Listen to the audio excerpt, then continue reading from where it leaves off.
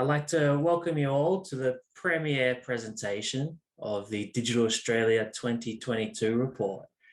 IGN has had the distinct pleasure of partnering with IGEA and Professor Jeffrey Brand to bring the support to the broader media industry for the past 8 years. This marks the 5th occasion you have seen this report before IGEA's members. So for anyone with clients that are part of the gaming industry, take some notes throughout the presentation and send a quick update to them before midday and bask in the glory of knowing something about games before they do.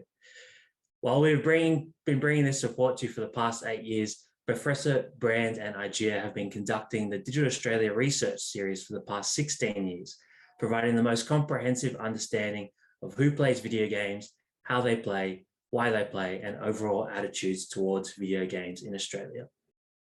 And the 2022 Digital Australia report couldn't come at a better time. The last 19 months have had a significant impact on the gaming landscape, with more people gaming than ever before, more hours spent gaming, and more money spent on gaming. This increase in attention was certainly felt by us here at IGN. The biggest surge was naturally in the months immediately following the lockdown, but in general, we have seen a sustained higher viewership average compared to pre-pandemic. It's only natural that the theme of DA22 emerged from this backdrop, connected by games. Throughout this presentation, you'll hear how games allowed friends and family to stay connected and escape the confines of their four walls. In a moment, I have the pleasure of handing over the reins to the architect of Digital Australia, the inimitable Professor Jeffrey Brand. Professor Brand is the author of the Digital Australia Report series, so there's no one better to be taking you through all of the insights of DA22 and how things have changed over the last 16 years. Before I pass along to Professor Brand, there are a few of the standard video presentation callouts to make that we are so familiar with. We will be recording the presentation to share with anyone who is unable to attend.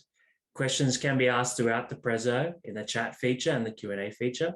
If they're answered live, we'll mark them as such. Otherwise, following the roughly hour-long presentation, there will be a Q&A where you can pick the brains of Professor Brand. Finally, a copy of DA22 will be made available following the presentation. I'll now hand over to David Parkin, who will take us through an acknowledgement to country, followed by a quick word from Tim Watts, a Labor Federal Member of Parliament, and James McGrath, a Liberal Senator, who have both crossed the political divide to support the games industry with the creation of Parliamentary Friends of Video Games group. And that's it. Hello and welcome to the Digital Australia Research Series 2022. My name is David Parkin. I'm a proud Truo man from Tabacuna Country, Tasmania. I'm speaking to you from beautiful Jubwadung Country in Western Victoria. What a privilege it is to be asked to open the Digital Australia Research Series DA22 with an acknowledgement to country. But first, I should explain what an acknowledgement to country is. An acknowledgement is a way of acknowledging and paying respect to First Nations people as traditional owners and ongoing custodians of the land. An acknowledgement is made at the start of a meeting, speech, event, or formal occasion. An acknowledgement can be made by anyone who is First Nations people or non-Indigenous. This is different to a welcome to country, which is only performed by an elder or a traditional owner from the lands on which you are from. An acknowledgement highlights the unique position of First Nations people in the context of history, culture, and relationships with sea and land. An acknowledgement can be spoken, written, or signed. I encourage you to make an acknowledgement personal and specific to place. A scripted acknowledgement is okay. An acknowledgement in your own voice is more personal. Ask a local group how they would like to be acknowledged. The Australian Institute of Aboriginal and Torres Strait Islander Studies has a map with local nations and language groups on it. It is a reference that you can use.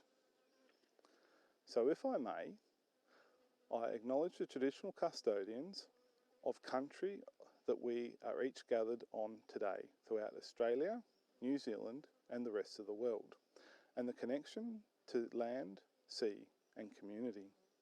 I pay my respects to elders, past and present, and extend that respect to all First Nations people in attendance here today at the Digital Australia Research Series 2022.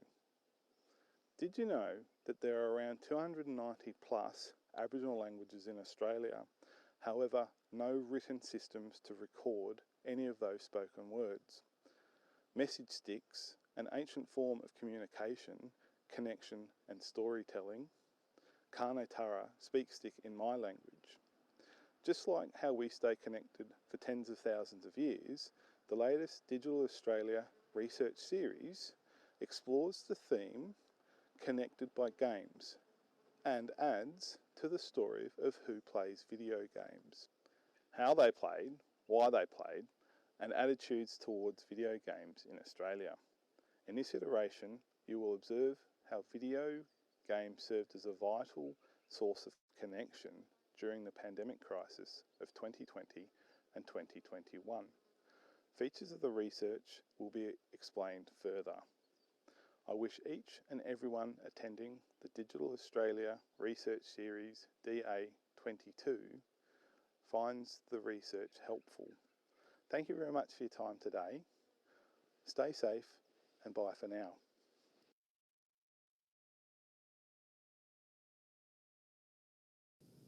As a co-chair of the Parliamentary Friends of Video Games, I'm delighted to help launch this Digital Australia 22 report.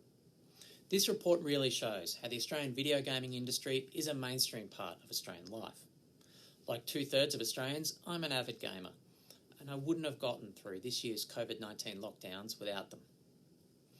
At the start of this year, chasing down drops of the next generation consoles was a game all in itself. But after I'd secured one, I became one of the 36% of Australians identified in this report who gained more during lockdowns than they did before, and one of the 22% of Australians who used games to communicate with their friends during these lockdowns. I'm one of the 56% of Australians who play video games with their children. Couch co-op on our Nintendo Switch was a lifesaver for my family during the lockdowns. Just Dance became a daily routine for the whole family, a way to get some stress relief, some exercise, and some family bonding, all in one hit. And this was one game that my wife and I could play together. Minecraft on the iPad and Ratchet & Clank on the PS5 have been invaluable rewards to keep up my son's motivation for homeschooling. And my daughter has continued to max out her island on Animal Crossing, and with a bit of prompting from Dad, has branched out as an entrepreneur on Stardew Valley. When the kids have gone to bed, I've been grinding on NBA 2K22 since it was released, and I've been keeping in touch with a few other MPs who have been doing the same. Members of Parliament are regular Australians too, I promise. And the reasons that we game look a lot like the top 5 reasons Australians play video games identified in this report. To have fun, to keep the mind active, to de-stress, to pass time, and to be challenged. I know that from my perspective, I've never needed the escapism of gaming to de-stress more than I have in the last 12 months.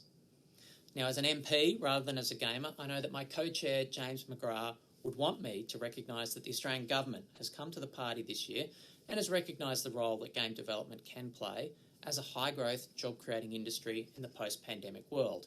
It's been great to see, not before time, but there's plenty more to do. So I'm really pleased to see the release of the DA22 report to lay the foundation for the future actions that we need to ensure that the Australian video game industry can reach its full potential.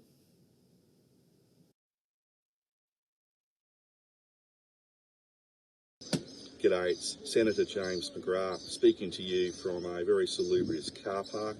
I just want to thank everybody who's been involved in the Digital Australia 2022 report, and particularly those members of the Interactive Games and Entertainment Association.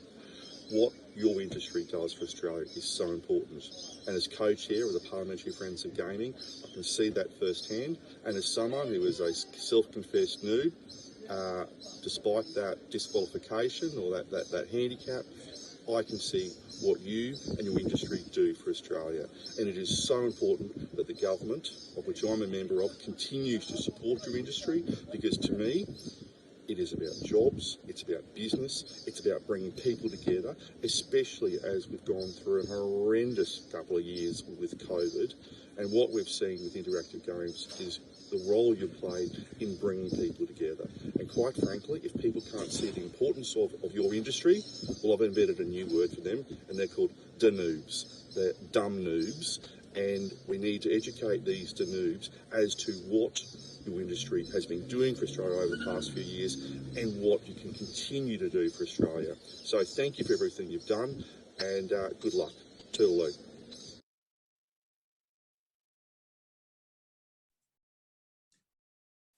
Good morning, everyone. It's a great pleasure to be able to present Digital Australia 2022 Connected by Games to members and staff at IGN. Just a shout out to Jimmy and Ben. Thank you for the opportunity to present the report. And in particular, thank you to Ron, Raylene, and Molly at IGEA for the opportunity to present and for organizing me to this point. I'm sure if Ron could say something right now, he would say that it's always a very long journey to get the report to this stage. But we have 8 previous reports before this one that are a testament to our capacity to deliver the report and improve conversations. And indeed, those conversations started this morning already. The phone is ringing hot because amazingly, journalists are still discovering that games are a mainstream medium. As Tim Watts said, this is a report about being connected by games. And our theme this year couldn't be, I think, more appropriate, because after the past 18, 19 months, it is clear to me that video games serve a purpose much greater than simply entertainment. And so with that, let me kick into the report.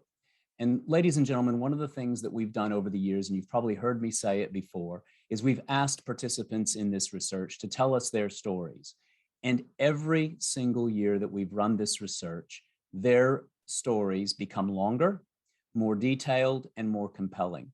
So just consider, for example, this 23-year-old living in Perth saying that he's spending a lot more time at home and being released from the pressure and the burden of the pandemic. Now, of course, Perth hasn't had the same sort of pain and burden that you've had in Sydney and Melbourne, but I think it's safe to say that nationally, Fortress Australia has had its own special burden for all of us, and video games have been an important part of that story. And so through this report, I'm going to share some of those stories that are so important and vital. And I think those stories really tell us a lot more than just the numbers. So I need to shout out to a few people here. First of all, Dr. Jan Jervis, recently minted PhD, who is the designer of all of the layouts in this report in InDesign. She does a great job also rendering very boring Excel graphs in Illustrator. Without Jan, you would be getting a Word document that was full of text and a few tables. I can't stress enough how important Raylene Knowles is to the generation of this report, including being the chief whip. She is also effectively the producer of this report.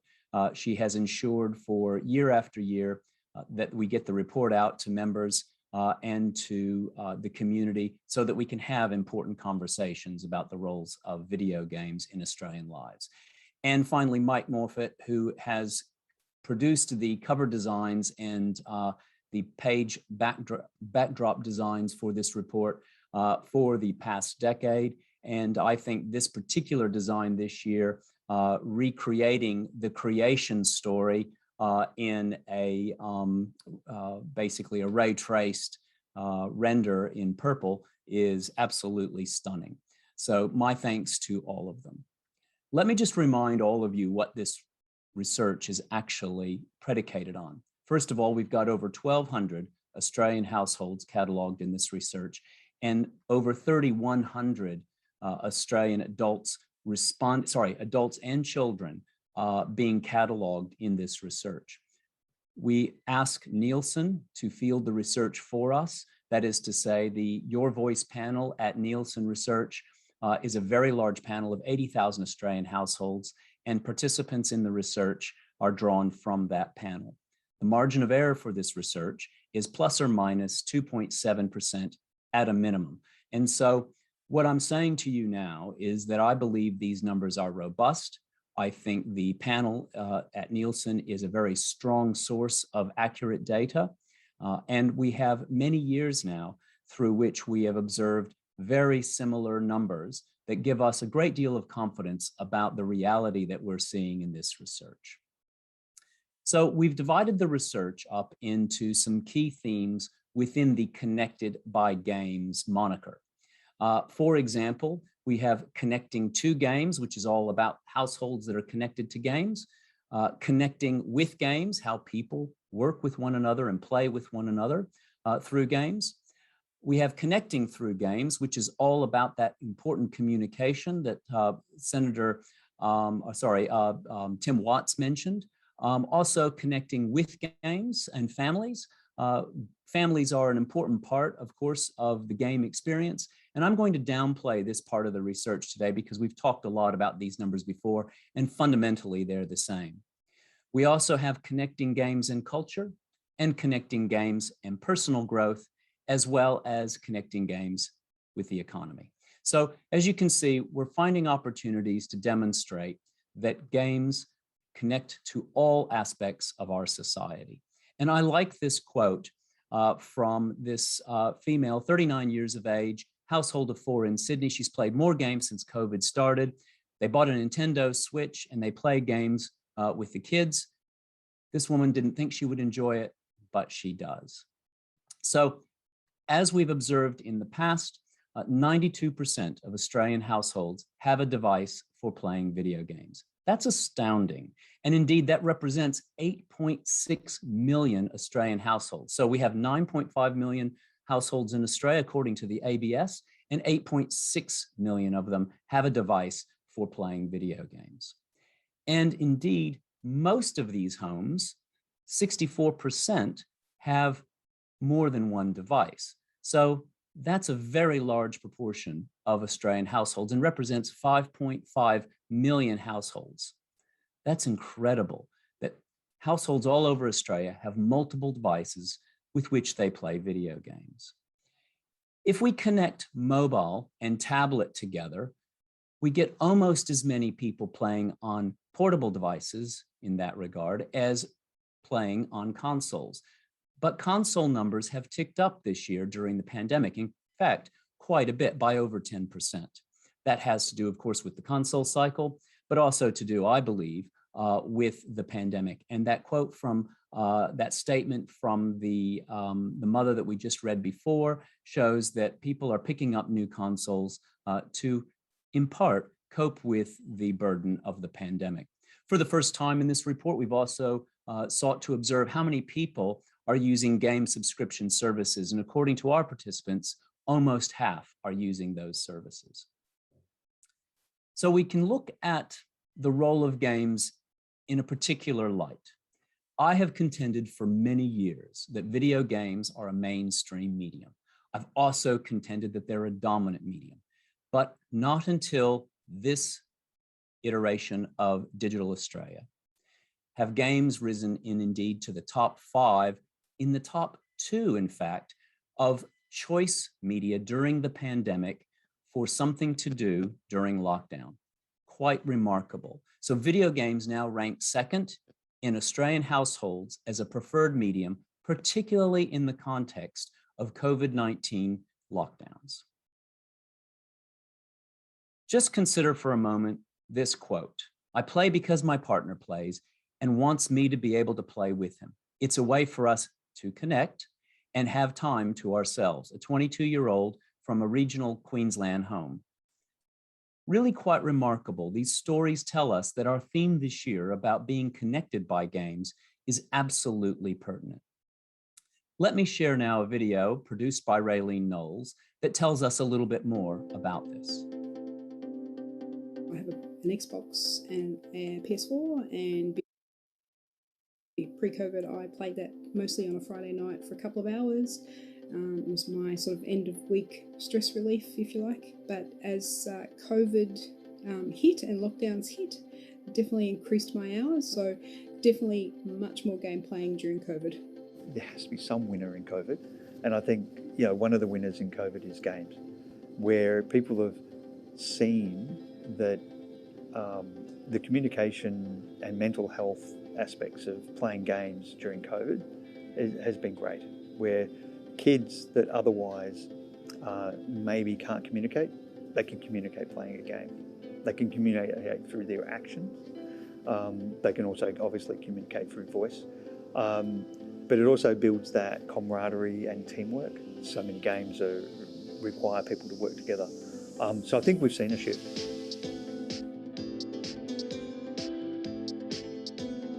I played more online games, more specifically games that involved other people, like multiplayer games.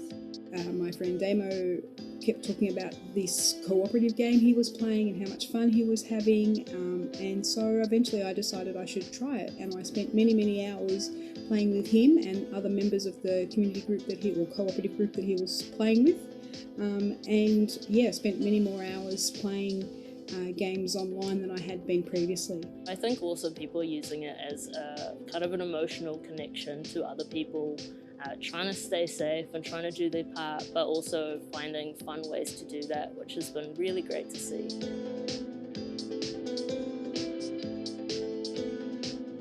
Animal Crossing is a perfect example. My family did. I have my younger sister. She's living in London. She's living in London at the moment, still there. Unfortunately, she's kind of stuck there. But no, because everyone was home. Even I've got two daughters, young daughters, and we were all playing Animal Crossing, together, and my wife. So we've got 4 characters all there. But then we'd also, late at night, we'd get on, and my sister would jump on, and so we'd actually just go. We'd just be playing and just visit her island. She'd visit our island. And we just have WhatsApp open, just doing, for communicating and talking to each other that way.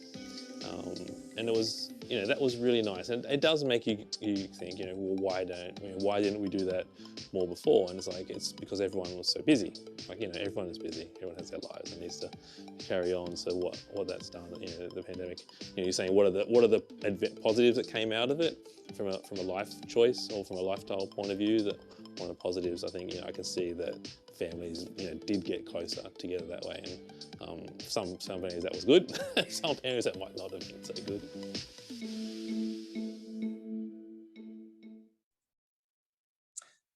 So we'll hear a little bit more about the role of video games for well-being later on in the report, but I just want to remind all of you that these videos are available on IGEA's YouTube channel, and the report is available for download from the IGEA website.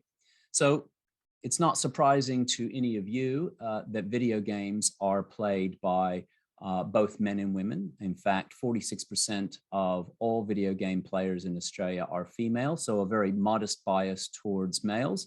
We also asked for non-binary gender identity in this report, and we can see that 1% of our sample have provided their identity as non-binary. 17 million Australians play video games, or more than 2/3 of the Australian population. Again, we have a population of almost 26 million people, so that's a very large proportion of the population playing video games.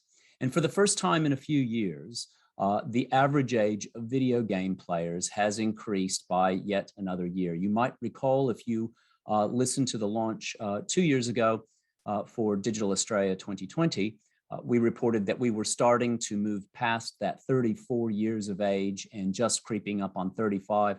We tipped over well and truly to an average age of 35 this year. And I'm harping on about this because it's not a small point. Many people continue to hold the stereotype that only young people play video games. It's quite remarkable. When we started the research back in 2005, the average age was 24. Then we were making the point that the average age of video game players is adults.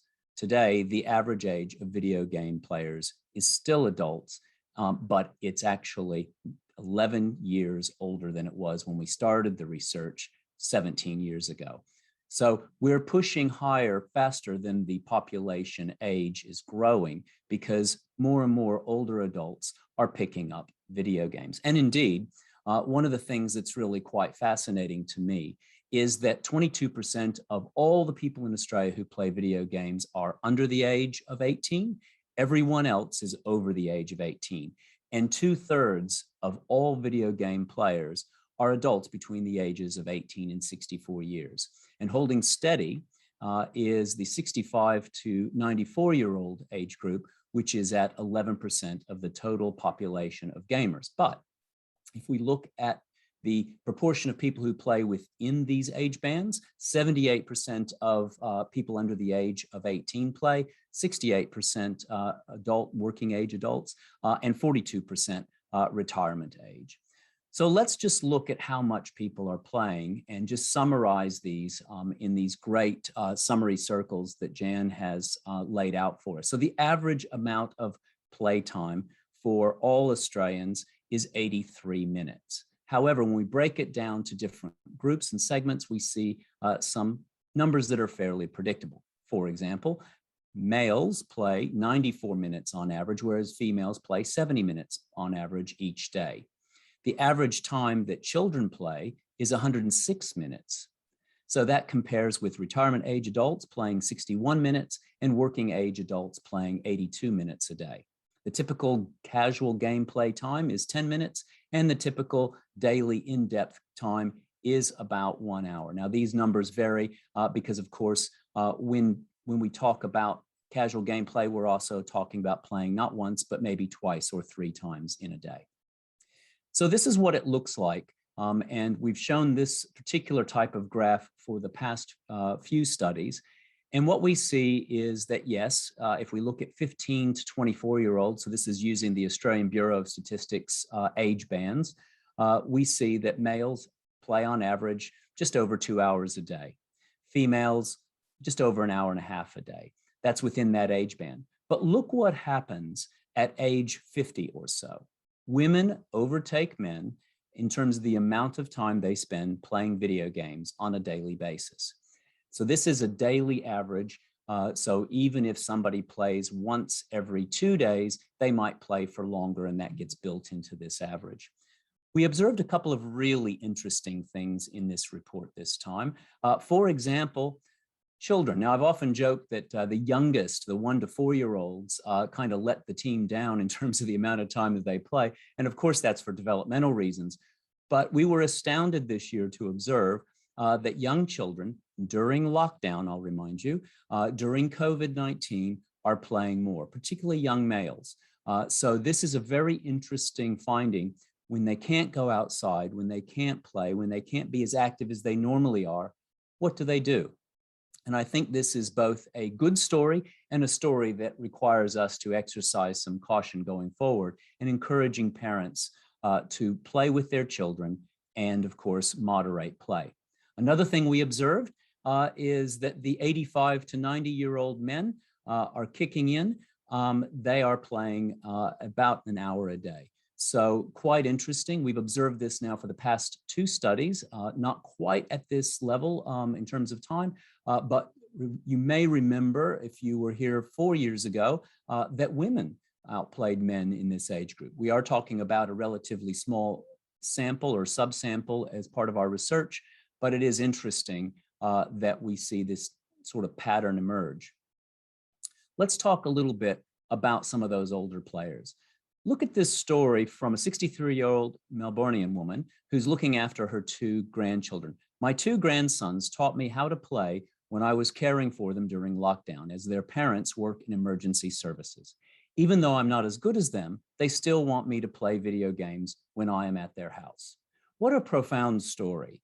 I mean, at the very time when we see that our frontline workers are really doing it tough, and we know many of them have children who are in care, whether it's family care or daycare, what we're finding is that the connection between older adults in family care and children in family care is strong through games.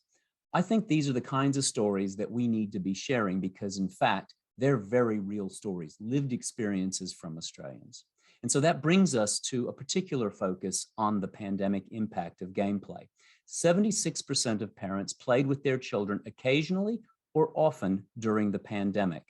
That's a very encouraging number. And what it tells me is that games are connecting families. 70% of our sample lived in lockdown areas, and indeed, we did this research back in March this year, so that reflected the previous year, not the most recent lockdowns that were unfortunately burdening Melburnians and Sydney-siders. So 70% in lockdown, that excludes then those silly folk up in Queensland and WA who are refusing to get vaccinated. 42% were required to isolate. This is in early 2020. 36% said that they'll be playing more games after the pandemic. 31% used games to help their children cope through the pandemic.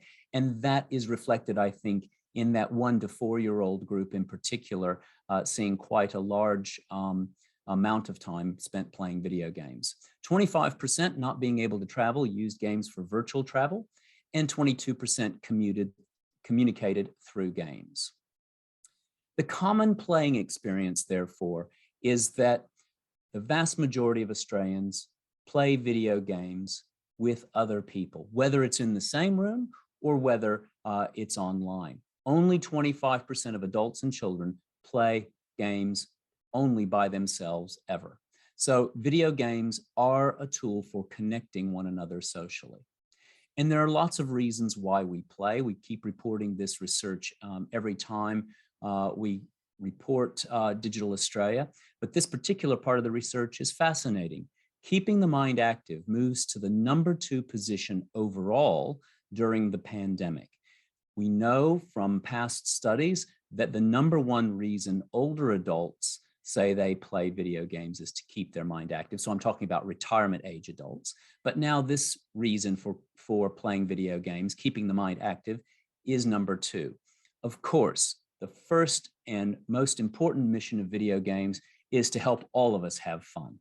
And so that remains at #1 position, and I don't think it's going to be challenged happily anytime soon. Now, we asked this year specifically about experiences with well-being games. That is to say, games that people play specifically for their well-being. We know that 32% used games for health and fitness. We know that basically 4 out of 5 said that that video games helped them feel less stressed. 24% specifically played a mobile game for stress relief. And again, 4 out of 5 said that video games helped them feel mentally healthy. You know, I can remember, and I'm sure you can as well, over the years, a number of people in our community claiming that video games were harmful to mental health, claiming that video games were harmful to human behavior and social interaction. We have believed all the way through that video games, like so many of our medium, in the main, serve a positive purpose in our community. And this research demonstrates that point, I think, as finely as anyone can demonstrate it. So the experiences people have with well-being games, games that they pick up specifically for their well-being, are really amazing. 78% are helped with their motivation through playing video games. 68% increase their physical activity. This is with those well-being games. 68% have used games to help them stick to a fitness routine, and 63% connecting to others for fitness. These are really astounding findings. Now, I'm not going to read this next quote to you. It is in the report, but I want to direct you to it. It is the most heartwarming and heartbreaking story about a parent who is doing it tough, performing every single role that could be imagined a parent to have to perform, and using video games to help her through that process. So people play video games in a lot of different places. And the old stereotype is that it's a sort of a teenage boy playing in his bedroom being antisocial. But the vast majority, 2/3 of all video game play, takes place in social spaces. I think that's a remarkable finding that tells us again that we are connected by games, we are connected through games, and we are connected with games. People play at different times of the day, but I would point out that the vast majority play from late afternoon to late evening. It's really quite amazing that the afternoon and evening continue to be that dominant time with which people find entertainment so valuable.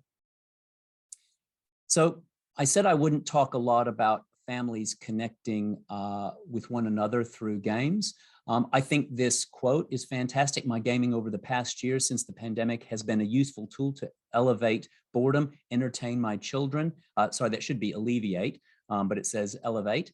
And I think that is a direct quote, by the way, and to do something as a family that does not require us to leave the house.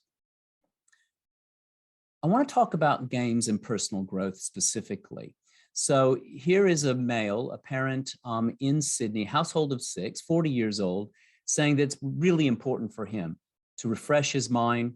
He's staying at home, working from home, and of course, needing to spend more time with children who are also studying at home. Again, video games can be a powerful way to develop personal growth. Let's hear again from Ross and others about games and well-being. There has to be some winner in COVID. And I think, one of the winners in COVID is games, where people have seen that the communication and mental health aspects of playing games during COVID has been great, where kids that otherwise maybe can't communicate, they can communicate playing a game. They can communicate through their actions. They can also obviously communicate through voice. But it also builds that camaraderie and teamwork. So many games require people to work together. So I think we've seen a shift.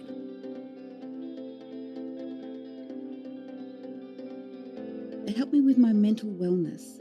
They make me feel happy.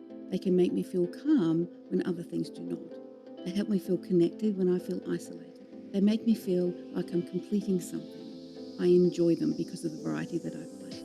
They are part of my entertainment. They are part of my day.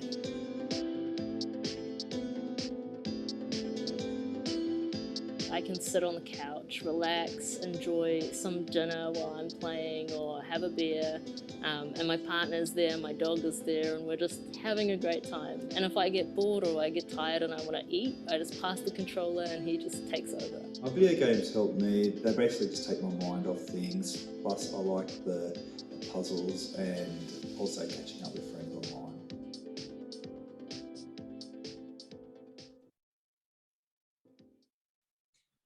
So I guess you would have to conclude that we've moved a long way in our view about what video games can do. And we have to share that story, I think, regularly with everyone who is reading our work or listening to our work or viewing our work.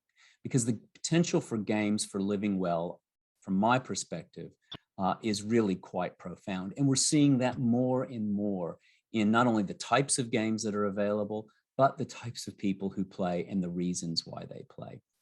I love this just matter-of-fact quote from this 38-year-old man, household of 3 in regional Queensland. Don't know what to say. Playing games helps all aspects of my life.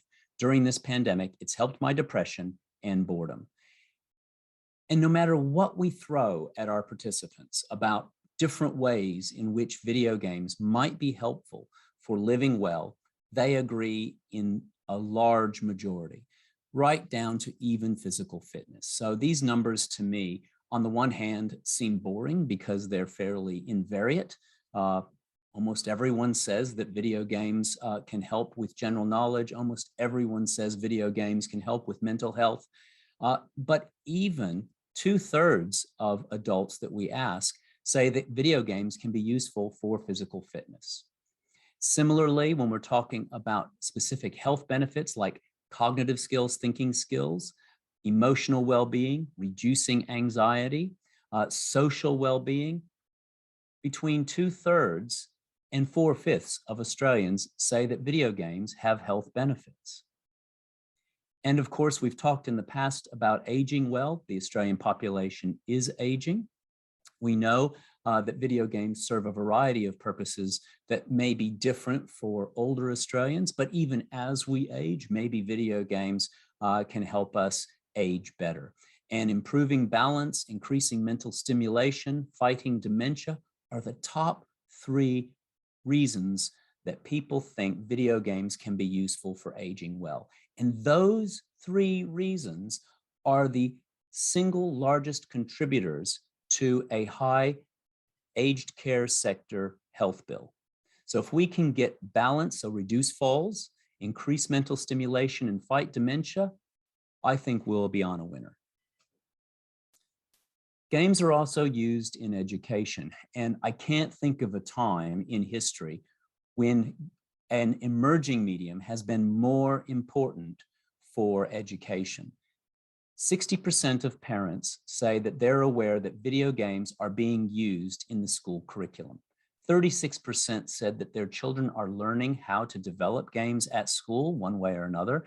And 36% say that their kids are participating in club or co-curricular activity for learning how to make games.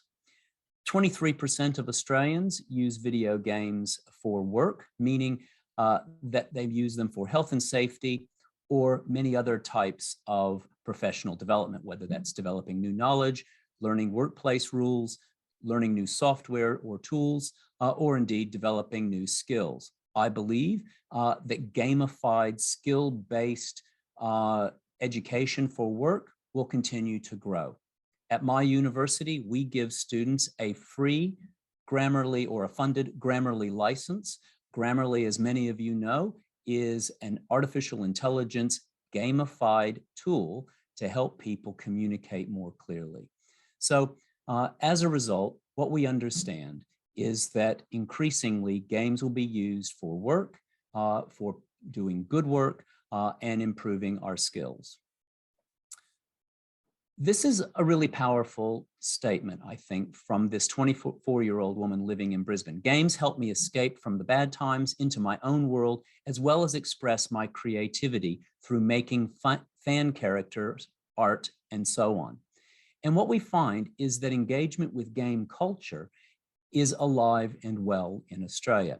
68% of Australian adult players have read or watched walkthroughs. Over half have watched YouTubes of gameplay, and almost half have watched live streams of games. A number watch esports online. Many use forums. Many use third-party apps. Over a third have attended an in-game event or concert. So the arrival of the metaverse is upon us. And many, a third in fact, have attended an esports event. And let's drill down on esports for a second.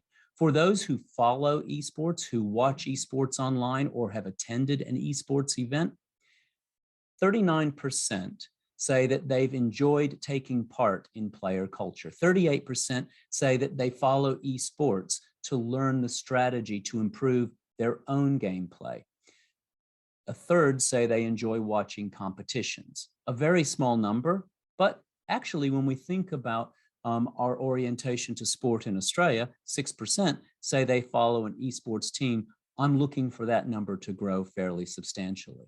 Now let's drill down to attending an esports event in person. The reasons for attending esports, and it's hard to do during the pandemic. So this question was, have you ever attended an esports event in person? 42% said that they've done so to belong to the player community. 41% say they enjoy the social aspects of esports. That is to say, they want to be connected by games in esports. 35% enjoy the challenge, and 17% want to become a better player. So it's that belonging above the competitive sense that people who attend esports has that really makes a difference. We know for a number of people in Australia, it's really important to see themselves and others that they know in the game worlds that they inhabit. The need for diversity in games is recognized by most people who play video games, and accessibility and inclusion, as well as age, are the top 2 areas that adults would like to see more representation in video games. Cultural representation is effectively at the same level. Race representation, gender representation, national or ethnic, and language diversity are all above the midpoint for need for diversity in games. For the first time, we had a participant in the study who has a family member who's commented about them, who works in the industry. So my daughter is a lead animator for one of the largest MMORPG games in the world, and my eldest granddaughter started her degree in animation this year. Australia needs much more emphasis on game development onshore instead of people having to move to America or elsewhere to gain employment. So this is the last part of the report, connecting games and the economy. And here I see a 69-year-old male in regional New South Wales, probably missing his daughter, who is, it seems to me, likely overseas, working as a lead animator. Wouldn't it be great if we could all work from home, no matter where we are in the world? And I understand that's on the cards for many of you in IGN. So how do people prefer to access games? Where does the money flow in games at the moment? Well, the vast majority, 2/3, prefer to buy games when they're released as new released games, either off the shelf or download. But a third, in fact, more than a third, use game subscription services as their preferred source. So we said earlier that 48% of households say that they're using game subscription services, and a third of all adult players say that they actually prefer those services for acquiring new games to play. In terms of the value of games in Australia for the economy, when we talk to all adults, they say that having knowledge of programming is really important. And they have that knowledge, and they believe that it will be important for their employment into the future. A number of people, 16%, say they plan to learn or they're learning games programming. 14% are planning to work or are currently working in the games industry or an affiliated part of the industry. And 12% say that they plan to study or they're studying for a career related to the games industry in university. 95% of all players say that there is value in making games for the Australian economy. 89% said the games industry is important to Australia, and 70% believe that the government should be more oriented to incentivizing the games industry. So that, in a nutshell, is most of the report. There are, of course, other sections. There are other parts of the report around genres and preferences for play, around families, around classification. No great surprise. M15 is still the one classification bracket that Australians don't understand. And it's not a surprise there to us, because we've reported that year after year. So I think that's it from me. I'm happy to answer questions or indeed to share stories.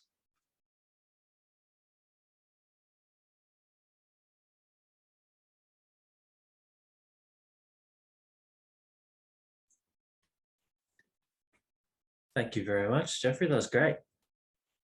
That's a pleasure. Thanks very much, Ben. It's been a great privilege to be able to run this through with you all. Yeah, we'll let some questions flow through for a minute. On a question for myself, the digital sales, do you think there'll always be a place for physical sales in gaming, and how subscriptions are increasing, and that's kind of with Google Stadia and the likes of these streaming services, but do you think there'll always be a room for physical sales in gaming?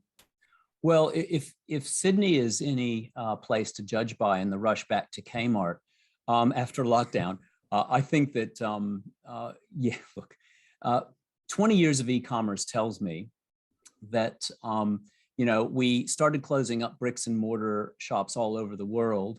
We went online for a while with great vigor, but we're now returning to shops. I mean, I've got a retro game shop at Robina Town Center here near me that is to die for. It is absolutely, it's huge. It's full of all kinds of retro games.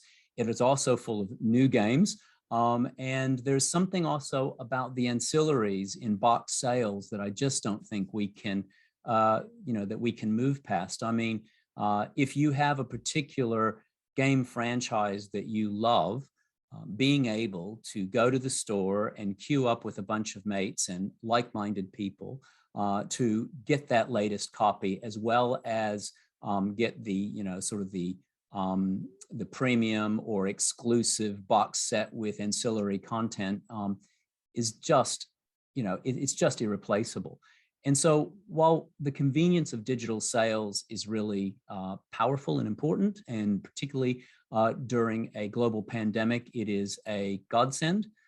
I think bricks and mortar shops and box sales will continue well into the future, or at least for as long as old people like me play video games. You touched on a kind of important part, that consoles had come out last year, Xbox Series X, PlayStation 5. Did you see any data? I know you don't normally ask this question, but see any data to indicate which one gamers are picking up more readily between the two? Yeah, nice try, Ben. I can't be drawn on platform wars. But we didn't ask, and we haven't for several years, we haven't asked about specific titles. We all know there are a couple of evergreen titles that are loosely connected to platforms. We also, or sometimes strongly connected to the platforms. We also know that there are, again, as I said early on, mobile phone games have dropped off a little bit as those consoles have, refreshed, which is what we've seen, every refresh cycle since the beginning of the consoles era. But I would like to think that what we're starting to see is that kind of fluidity, people looking for games in a variety of different platforms. If they can't find them, I think that they make one of two choices, of course. They either jump in for that console and its leader game, or indeed they look for alternatives. Certainly speaking from experience at my house, it is a blend, and it depends on which one of us we're talking about. It really is, I think, particularly in those larger households, it's most of them have multiple consoles and they're going for both, or all three. So it's, the heaviest game households are platform agnostic. Definitely, we're seeing that across IGN as well. Sorry if I got some whippersnippering on, but question from Will: how do you expect the audience of games to be affected with lockdown lifting? Will it go back down to where it was before the first peak? Well, if I judge from what our participants said back in March, Will, it would be that they think they're going to be playing more into the future. I actually think it will drop back a little bit. I don't think that we'll see necessarily, I'd like to say we won't see a drop in sales, because I think, again, those additional titles in the stable and in the library of games that we hold will be really important. But I think we'll drop back as we're able to get back out onto the pitch or the field, when we're able to get back out and enjoy what is, after all, if we just reflect for a minute, even though we've been in misery, we are so lucky in Australia for our outdoor and natural amenity. And I think a lot of people will return to that. What I will say is, and Will, this is probably a little bit of license on your question, but I think we're going to see that audience for video games continue to grow. I'm surprised that in March this year, when we collected the data, we didn't have a higher percentage of Australians saying they play video games. I actually thought we would have jumped well over 70 to just get ahead a bit. That has happened in New Zealand. But here we're still holding down at that sort of above 2/3. So I think what's going to happen is we'll draw back on the volume or the amount of time we each individually play, but more of us will be playing. In the fullness of time, I think that additional social draw will keep us at those higher levels into the future. So, another question came through. In our space, we don't really see it, but on the wider landscape, there definitely is stigma when it comes to game audiences from some big brands. Do you believe that will slowly erode over the coming years as gaming is taken more and more seriously? Probably not, because if this pandemic has taught us anything, it's that we unfortunately default to stereotypes, misinformation, and simple solutions readily. I think we will demonize some players of some games. I was asked this morning on 3AW about Fortnite, every school headmaster's nightmare. I think we'll demonize some people, we'll villainize some people because that's what we do. On the other side, and the reason for this research all the way through from 2005 forward is simply to open up those conversations. So Ben, I honestly believe that over time, people will stereotype, and then other people will engage them in the conversation and counter the stereotype. And that's our goal. So, one more question. What do you see as the next big evolution in gaming? VR maybe as a question. And adding on my own little sort of ad lib to this, what do you see as an opportunity for brands to get involved in gaming as well? I love this question because, of course, games have continued to evolve from their inception. We're a long way from Space War on an oscilloscope, and the way games are implemented now in mobile platforms and indeed in cars. The popular in Australia Tesla Model 3 has games built into that big screen.